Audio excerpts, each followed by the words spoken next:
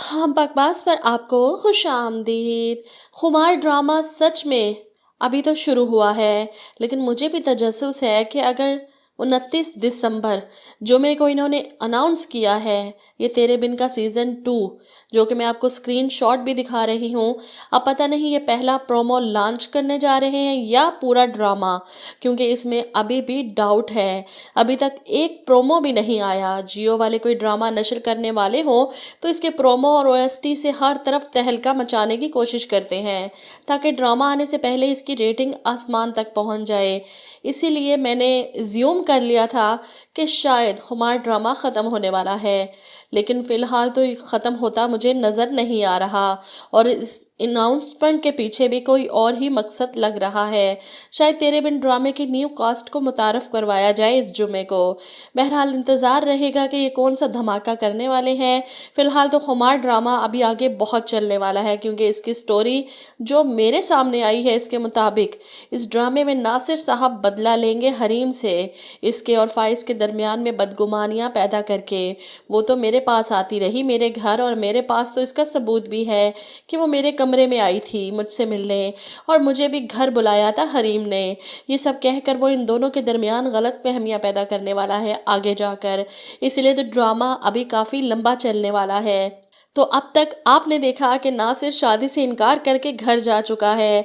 इसकी माँ वजह पूछती हैं तो बताता है कि उष्णा ने मुझसे कहा था कि मैं अगर हरीम को ठुकरा दूँ तो वो मुझसे शादी कर लेगी, लेकिन अब वो भी साफ मुकर गई। मुझे भाई कहकर यहाँ से चलती बनी, शादी से इनकार कर दिया, धोखा दिया है इसने, मुझे इस्तेमाल किया।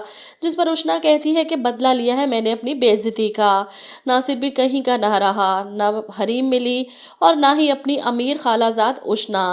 इधर फाइज और हरीम का निकाह हो जाता है। फाइज को इसकी मोहब्बत मिल गई, इसे और क्या चाहिए। रूफी इसके माँ बाप दुआओं के साए तले अपनी लाडली हरीम को फाइज के साथ रुखसत कर देते हैं। अब फाइज जो बार बार घर फ़ोन कर रहा था बताने के लिए, लेकिन इसकी माँ तो मसरूफ़ थी अपने मेहमानों के सामने अपने स्टेटस और पैसे की धाक बिठाने में। ऐसे में फाइज हरीम को लेकर घर आता है, गाड़ी से उतरता है, और दूसरी तरफ इसके पेरेंट्स अपने समधियों को रुखसत कर रहे हैं दरवाजे पर। इन सब का आमना सामना होता है। फाइज की माँ तो हैरत से आगे बढ़ती है, ये लड़की तुम्हारी गाड़ी से क्यों उतर कर आई है, ये सब क्या है। वो फाइज पर चिल्लाती हैं, जिस पर फाइज कहता है कि हरीम अब मेरी शरीके हयात है, मैंने इसके साथ निकाह कर लिया। वो हरीम का हाथ पकड़े घर के अंदर कदम रखने लगता है तो इसके वालिद चिल्लाते हैं, वहीं रुक जाओ, तुम्हारा इस घर से अब कोई ताल्लुक नहीं, चले जाओ यहाँ से, इसे साथ ले जाओ, निकलो यहाँ से। यहाँ से निकलोगे तो तुम्हें पता चलेगा कि दुनिया तुम्हारा क्या हशर करेगी। इस पर फाइज कहता है, ठीक है डैड, मेरी अगर इस घर में कोई जगह नहीं तो मैं हरीम को लेकर यहाँ से चला जाता हूँ। आप भी समझिएगा कि आपका फाइज नाम का कोई बेटा था ही नहीं। हरीम भी परेशान है इस सिचुएशन को देखकर, वो नहीं चाहती थी कि फाइज अपने माँ बाप से दूर हो इसकी वजह से। ऐसे में फाइज पलटने लगता है हरीम का हाथ पकड़कर कि चलो मेरे साथ। फाइज की माँ सदमे से वहीं बेहोश हो जाती हैं। इनकी बेटी और शोहर इन्हें उठाकर कमरे की तरफ ले जाते हैं, और फाइज भी अपनी माँ की हालत देखने के बाद हरीम को वहीं दरवाजे पर छोड़कर अंदर की तरफ लपकता है। ऐसे में हरीम दरवाजे पर खड़ी सूरत हाल को देख रही है, जब हमना की माँ आगे बढ़कर इसे कहती है, तुम्हारी इतनी जुर्रत, तुम मेरी बेटी के मुकाबले आने की कोशिश कर रही हो। याद रखो, तुम मेरी बेटी के पाँव की जूती के बराबर भी नहीं हो। अपनी इंसल्ट पर हरीम खामोश खड़ी है, क्योंकि ऐसे तल्ख रवैयों का सोचकर ही वो फाइज का हाथ थामे यहाँ तक पहुँची है। ऐसे में कहकशा बेगम जो फाइज के सामने दिखावा करती हैं बेहोश होने का, बीमार होने का, कमरे में जाकर अपनी बेटी से कहती है, ये इज्जत, ये नाम, ये मकाम हमने बड़ी मेहनत से हासिल किया है, किसी भी राह चलते की वजह से हम इसे खो नहीं सकते। वो अपने शोहर से कहती हैं कि आप फाइज को इस घर से जाने का नहीं कहेंगे, इस तरह तो वो इस लड़की का होकर रह जाएगा।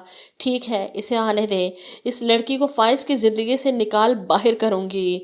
फाइज को इजाज़त मिल जाती है इसके बाप की तरफ से इस घर में हरीम के साथ रहने की। वो हरीम का हाथ पकड़े इसे अपने कमरे में ले आता है, इसके सामने इजहार मोहब्बत करता है। हरीम, तुम्हारा मेरी ज़िंदगी में आना बिल्कुल ऐसा है जैसे किसी बेजान चीज़ में खुदा ने रूह फूंक दी हो। हरीम भी से कहती है, दिल जब अपना रास्ता मुंतखब करता है تو محبت ساری زندگی سر جھکا کر اس راہ کی مسافر بن جاتی ہے۔ آپ نے حریم کو اپنا شریک حیات مانا ہے تو حریم نے بھی بنا کسی قیمت اپنے آپ کو آپ کے نام لکھ دیا، اور تب فائز اسے بتاتا ہے کہ میری اولین چاہت ہو تم، میری محبت ہو، یہ محبت میرے دل میں ہی دفن ہو جاتی، تمہاری طرف کبھی بھی ایسے نہیں بڑھ سکتا تھا، چپ تھا اپنی یک طرفہ محبت کی وجہ سے، تمہاری خوشی میں خوش تھا، لیکن قسمت شاید ہم دونوں کا ساتھ ایسے ہی لکھا تھا۔